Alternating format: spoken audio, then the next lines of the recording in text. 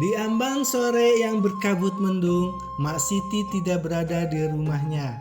Beberapa orang sibuk mencarinya, tapi tidak satupun yang menemukan si dukun bayi itu. Mereka tak tahu bahwa Mak Siti sedang mendapat undangan resmi menghadiri pertemuan para dukun bayi. Padahal Murni sudah mengerang-erang, air ketuban sudah keluar dari rahimnya, pertanda sang jabang bayi sebentar lagi akan keluar juga. Angin sore berhembus dan hembusan angin seolah-olah menerbangkan sesosok tubuh kurus berkebaya coklat tua dengan kain batik yang lusuh. Seorang perempuan berambut penuh uban kebetulan melewati tempat kerumunan para istri yang kebingungan mencari Mak Siti. Salah seorang dari mereka yang kebingungan sempat berseru dan menjadi pusat perhatian bagi yang lain. Lihat, itu ada Nyi Centil. Minta tolong kepada Nyi Centil saja. Nyi Centil kan juru kunci kuburan, bukan dukun beranak dia.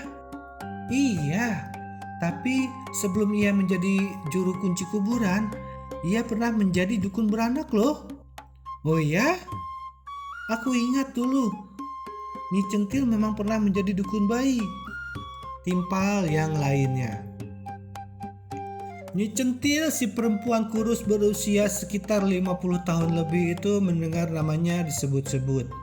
Sehingga ia hampiri para istri yang sedang kebingungan. Aku mencium bau darah bayi. Rupanya di sini ada yang mau melahirkan bayi ya.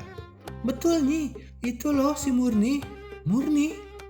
Apakah yang kalian maksud Murni menantunya Ki Demang Yanto?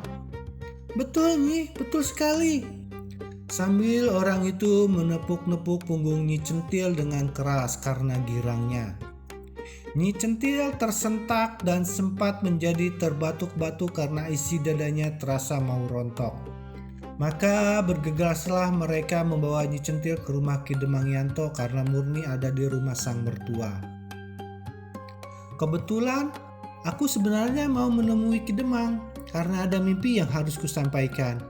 Mimpi apa itu Nyi? Desak salah seorang yang ikut mengantar Nyi Centil ke rumah Ki Demang Yanto. Mimpi melihat rumahnya yang berkabut tebal. Aneh juga mimpimu itu Nyi, ujar perempuan berkebaya biru. Kabut itu berwarna hitam dan bergulung-gulung seperti ada kebakaran tapi tak ada apinya. Loh, kok bisa? Mana apinya? Yah, namanya saja mimpi. Bunganya orang tidur. Kau ini begitu saja ditanyakan. Nyi Centil hanya tersenyum ramah lalu teruskan ucapannya sambil melangkah. Aku melihat seekor burung keluar dari gumpalan kabut hitam. Burung merpati itu segera terbang mengelilingi desa kemudian lenyap entah kemana. Jangan-jangan burungnya anakku yang terlepas dari kandangnya kemarin sore. Gumam seorang perempuan yang berjalan di belakang Nyi Centil. Ini mimpi, tegas temannya. Oh iya mimpi. Kusangka benar-benar terjadi. Perempuan itu cengar-cengir malu. Tapi beberapa orang yang mengantar Nyi Centil sempat saling merenungi mimpi tersebut. Hati kecil mereka tiba-tiba merasa cemas seperti ada sesuatu yang misterius di dalam mimpi tersebut. Hembusan angin bertambah kencang, mendung di langit kian bergulung-gulung. Semua orang sudah tahu bahwa sebentar lagi akan turun hujan lebat. Karena tampaknya mendung tidak hanya di atas wilayah Pademangan saja, melainkan menyeluruh dan rata sampai ke ujung pantai barat dan timur.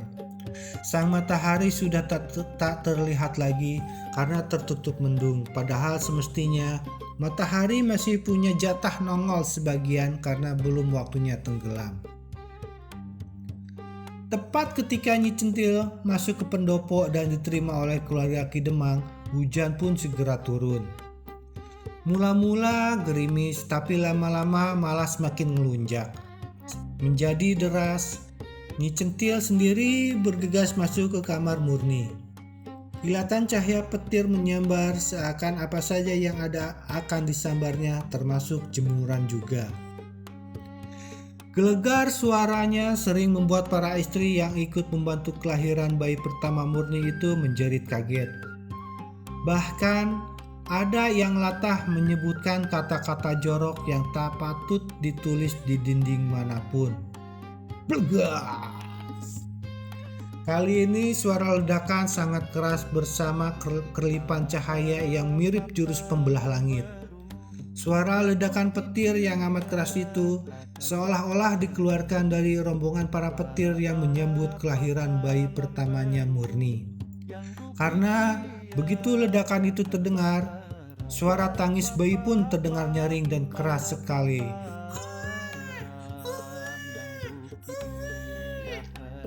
Orang-orang terharu, bahkan Nyi Centil sendiri merasa iba melihat Murni melahirkan bayi tanpa ditunggui suaminya.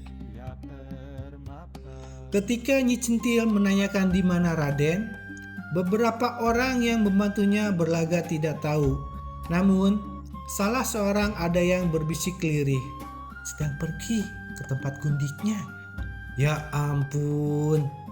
Nyi Centil kaget dan segera berlagak tenang, karena agaknya ada sesuatu yang harus ditanganinya lagi.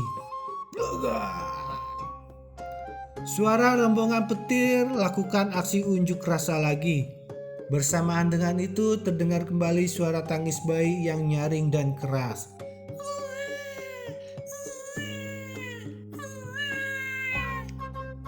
Hanya Nyi Centil yang tetap diam tanpa tersenyum dan kata.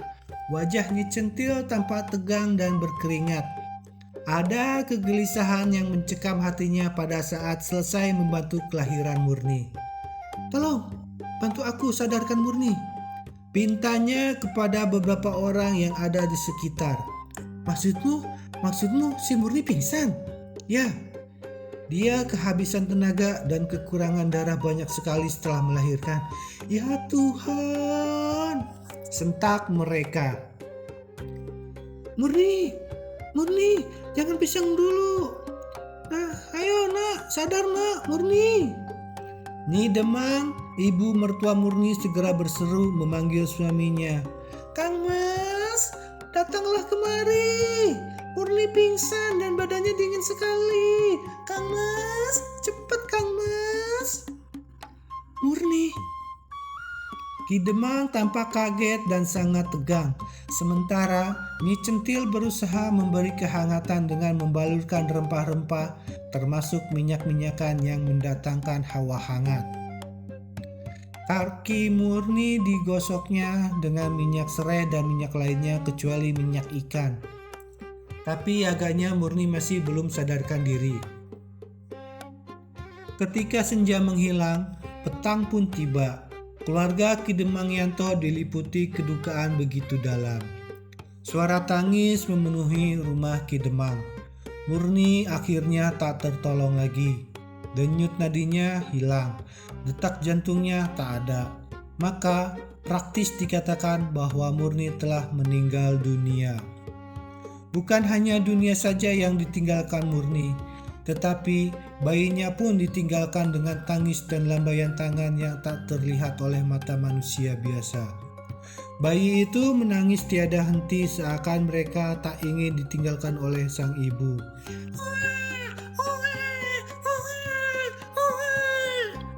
Suara tangisan bayi terdengar nyaring melengking, mengalahkan gemuruh hujan dan gelegar kilatan cahaya petir.